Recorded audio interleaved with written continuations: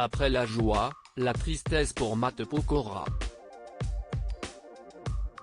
Le 24 avril dernier, le chanteur et sa compagne Christina Milian ont accueilli leur deuxième enfant ensemble, un petit garçon, qui succède ainsi d'un peu plus d'un an à Isaiah, qui a en janvier dernier fêté son premier anniversaire.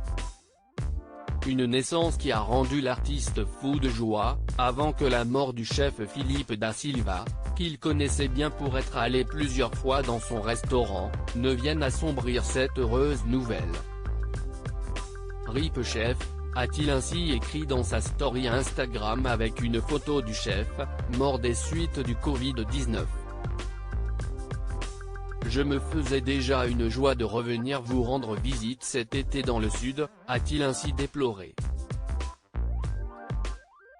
Filipe da Silva était depuis plusieurs années à la tête de la très renommée hostellerie des Gorges de Penafort à Calas dans le Var, où Matt Pokora semblait avoir ses habitudes pour apprécier les spécialités du chef, comme ses raviolis de foie gras et parmesan, son turbo braisé sauce champagne caviar, sa salade de homard aux tomates confites ou encore son Saint-Pierre rôti au gingembre confit et ciboulette. Une triste disparition qui pourrait bien bouleverser ses plans pour l'été. Matt Pokora dévoile le prénom symbolique de son fils le 24 avril dernier, après des mois d'attente, Matt Pokora est devenu papa pour la deuxième fois et a annoncé la naissance de son fils. 24 avril 2021 Bienvenue mon fils. Notre petit Kenna va bien et sa maman, une fois de plus, a été incroyable.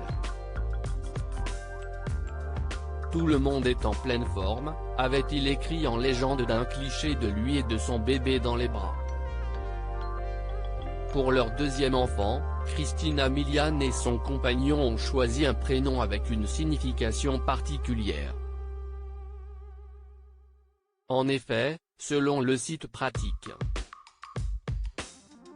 FR, celui-ci est très fréquent dans les pays anglophones comme l'Écosse mais il se fait beaucoup plus rare dans les pays européens dont la France.